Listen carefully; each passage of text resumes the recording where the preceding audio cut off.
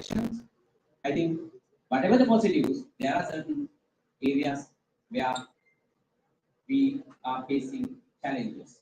I think this platform, AESF, will open window, open room for us to get the others' opinion, others' views, and discuss and come up with some sort of solution. Because most of the countries we are facing the same challenges. Same challenges. For example, this gold buying, misuse of government resources and government power. It is not only here. Most of the Asian countries, even beyond Asia. So I think this AESF will give us a better forum, better space for us to discuss, share, and come up with some concrete solution.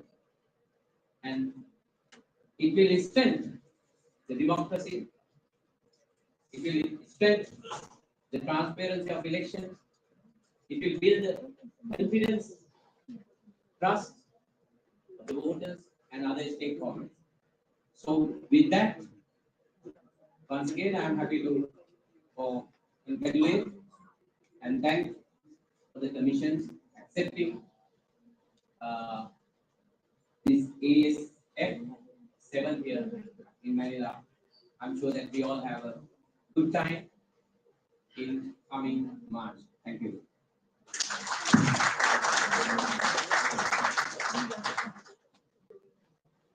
Thank you so much, Mr. Roana, for reaffirming Anfrel's enduring commitment to democratic values across the nation. We now proceed to the ceremonial signing of the Memorandum of Understanding. This Memorandum of Understanding signifies the formal collaboration between Comelec and Anfrel for the planning, coordination, and execution of the 7th Asian Electoral Stakeholder Forum to be held in the Philippines in year 2026. This forum will convene election management bodies, civil society organizations, and democratic stakeholders from across Asia and beyond to engage in dialogue and promote electoral innovation, inclusion, and institutional resilience. The MOU will be signed by the chairman of the Comelec, Chairman George Ferdinand Garcia, and the chairperson of Anfrel, Mr. Rohana Hedriachi, witnessed by the Honorable Nelson J. Celis of the Comelec, and Ms. Prisa Rosales of Anfrel.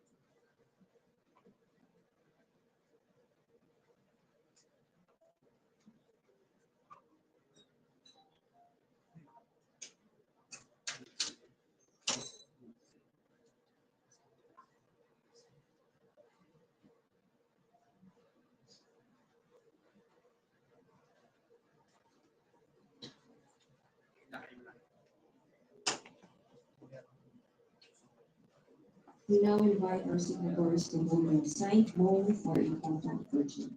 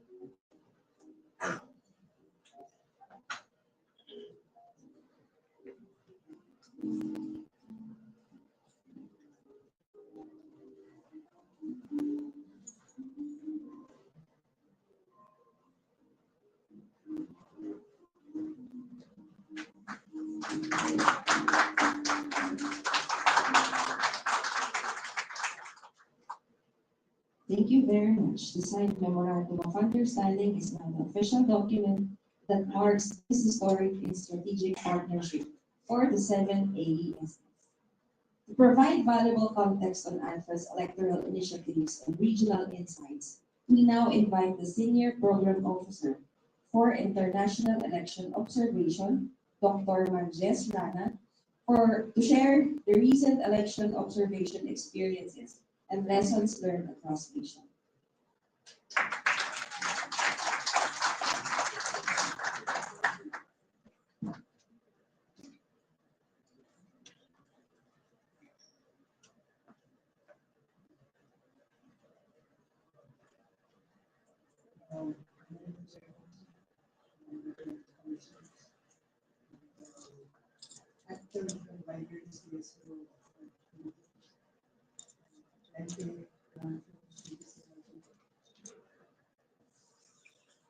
I think all of you might already be aware about the understanding we just officially share key findings or rather executive summary, chairperson, commission.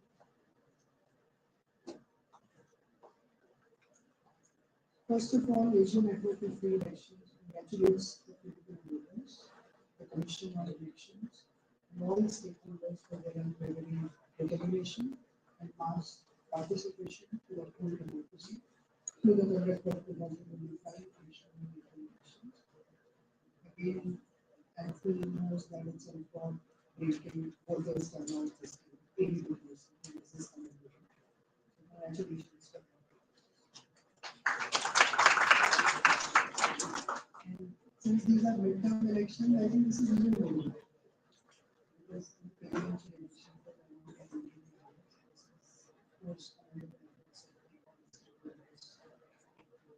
then something about Anfrel's mission. Anfrel deployed its international election observation mission for 2025 elections on 27 April 2025.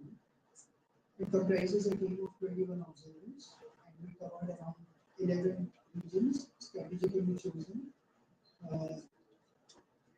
taking into consideration the entire country and also the electoral and political landscape of each region. So each observer spent like 3 to 4 days in one city and then moved to the next city. And overall, we were able to cover 32 cities. The mission covered key aspects of the electoral process, including the campaign plan. We will hear about this very close to the election, where the campaign is most active. Election day, for election day, we covered the opening of voting stations, which is quite early.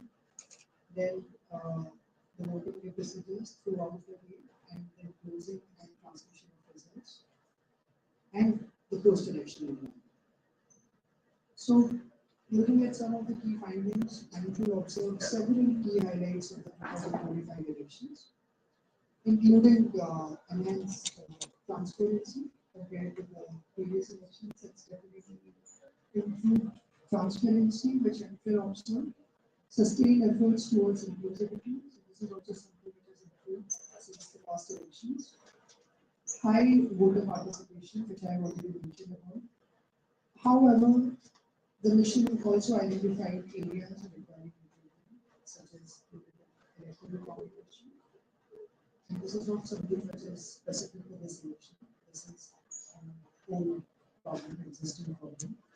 The persistent challenges such as abuse of state resources, vote buying, vote selling, some issues related to campaign finance, and some minor operational and management issues of the election.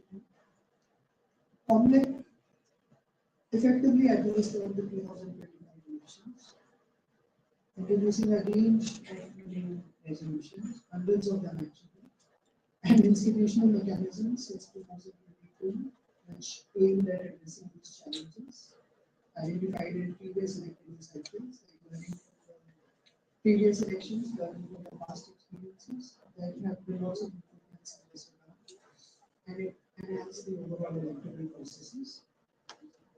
While Comelec has shown strong institutional commitment through new resolutions and outreach efforts, and we believe that some challenges remain, majorly in the enforcement of electoral laws and ensuring equitable competition. Legal limitations on complex jurisdiction prior to the official campaign period. Again, it continues to limit its ability to address early instances of it, because a lot happens before the campaign period officially begins. Political campaigns remain dominated by personalities rather than policies, with many voters basing decisions on candidate visibility and behavioral benefits. This is also something which we observe that uh, voters have internalized this or normalized this. There are continuing issues related to the entrenched power of political dynasties and political parties in many districts, and we also observe that cases were literally uncontested. Candidates were unopposed,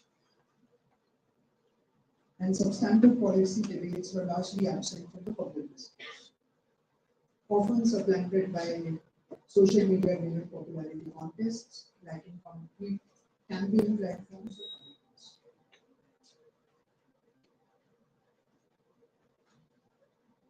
Again, this is something which is the highlight of this election. Efforts by Comelec to improve inclusion, and these are the continued efforts, so these must be encouraged, these must be appreciated. So they were definitely notable and welcome with the rollout of accessible polling places, priority polling places, and the full implementation of early voting hours for persons with disability, senior citizens, and pregnant people. And voters enthusiastically participated, and they were there on the voting centers as early as 4:45 a.m. So this is definitely one of the positives. Complex steps in this regard were generally very well received, as Anfrel observed. Although some minor challenges remain, especially with regard to the infrastructure, election day preparedness. Looking at another positive, Comelec also introduced new digital campaign regulations in response to these evolving dynamics and collaborated with CSOs and tech platforms to encourage responsible online campaigning. The shrinking capacity of traditional media, however, has left accountability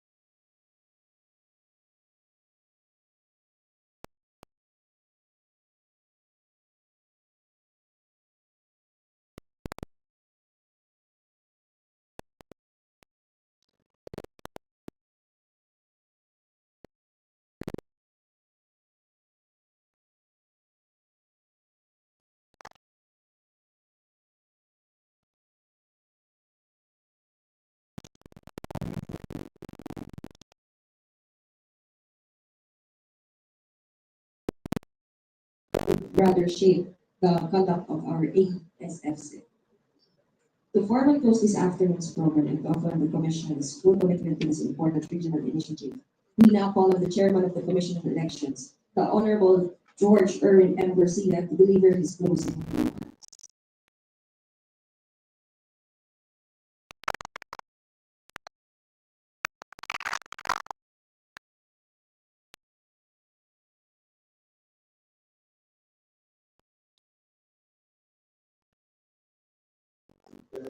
Anfrel of BPCRB of DNP and the members of the senior staff of the Commission on Elections. When the idea of Anfrel in Manila was first brought to me, I said, why not? Surely, definitely. The reason is because I told them we should always be open to all the ideas and we should always strengthen cooperation between among electoral bodies, not only the government electoral bodies, but likewise that of the private sector. And that's the reason why we opened up the Philippine electoral process and the entire system to other observation missions. As you can see, this was the first time in the history of our Philippine election that we accepted a large number of EU missions in the country. We accepted all other kinds of missions from all other embassies, consulate, and all other electoral bodies, practically without any hesitation. The reason is because we wanted to be transparent. We honestly believe that an electoral body such as ours, the Philippine Commission on Elections, if we are not hiding anything, if we wanted to tell the people, open up. Simply because we wanted to share our experiences with others so that others can likely share theirs. And so, just like what the group doctor had said earlier, there will be a lot of comments, there will be a lot of ideas. In fact, there will be a lot of criticism. And these are all welcome. I think it was yesterday when the EU that made pronouncements as a virtual observation. We, the members of the Commission, are not accepted practically everything. We said this is a very good report. Whether the report might be leaning towards something positive or leaning towards something negative, it's okay. That's really is the picture as far as somebody coming from the outside is concerned. When Sergio Averia was interviewed yesterday, he gave us an 80% passing mark. And that's a very good idea. When I was asked by media, I told media, I'm going to just give me additional 5% so that it will be 85. So that the 15% will be left to the observers, will be left to the critics, and will be left to practically everyone who will say something about it. An electoral exercise is not always good. There will be a lot of moving parts. All moving parts must be ensured that it is going to the same direction. And almost always, and the Manfred and even Dente and PPCRB can attest to this. Even during the last minute before the actual opening of the business, there will always be scenarios, issues, and problems. We must be flexible. We must do a lot of things. But what is important is The reason why we open up, we are inviting Anfrel, we are sponsoring and partnering with Anfrel is because we wanted to also to learn from their experiences. What did they do when it comes to this issue? What was the response to this particular issue? What was their formula? And was the formula so effective that it is so invincible that it can no longer be changed through time? And that is very important on the part of the commission election. This 2025 election, we learned a lot. We learned a lot. We learned during the past elections, but we learned a lot during this last election of 2025. And that is something that we are proud of. If an electoral body continues is opening up to everyone, to suggestion of everyone, and is accepting certain problems that are the realities of the day, then to us, there is something which is to be expected in the future. We have set a standard in the 2025 election. We are hoping that the future leadership of the Commission will, if not be able to match that kind of standard, be able to surpass that standard. That's very important because to us, as far as the number of numbers believing, higher voting experience is the name of the game. We must always ensure that the vulnerable sectors are not left behind. We must always ensure that nobody is left behind when it comes to election, that nobody is disenfranchised. Because an electoral body that ensures disenfranchisement is no electoral body that should exist in any part of the world. That is what democracy is all about, inclusiveness. However, inclusiveness is not enough. It should be accountability first. Accountability, even if you are just a simple candidate, or a simple electoral worker, or a simple election management body official or employee. Accountability is so important because accountability will lead to the most important thing, and that is transparency. Even if you do not have the resources, even if you have a lot of problems and issues and scenarios, but if you are transparent, if your people is knowledgeable of what is happening, of what you are doing, then the people are easily forgive everything. Because the people will realize something is wrong, but at least the Philippine Commission election have told us that this will become a problem. Like for example, as pointed out by our group of students, so many people are lining up on each and every percent. That's a very good news. 82.2%, so that's a very good, it's the highest in the history of our midterm election. Highest. The same manner that we have the highest presidential election in 2022. But however, if we're going to look deeper, what really happened? Was it because of lack of foresight? Was it really because of failure to anticipate the large people going to the precincts? The reason is because of the lack of sufficient funds. And therefore, I'm hoping that the report can be shared to us so that we can share it to other agencies of government. We have been asking, and Anfrel and Lende is so knowledgeable about this in 2027. We have been asking the other agencies of government that the precinct should only be only about 500 to 700 voters. However, we have been pushing for that. However, we were giving a budget that practically reduced or practically increased the number of voters per precinct from 800 to 1,000. Try to imagine that. That's why several months before the cut of the election, we already anticipated this will definitely happen. And yet, the impossible thing happened. The people of the Philippines, the voters, trooped to the voting centers in the precincts. Despite the heat, despite the humidity, they went to the polls and voted 82.2%. Try to imagine that. Because the people wanted to take back what is theirs. And that is what we call sovereignty. If the people would like to be empowered, the people will have to go to the polls and they will have to vote. That is something that we should follow.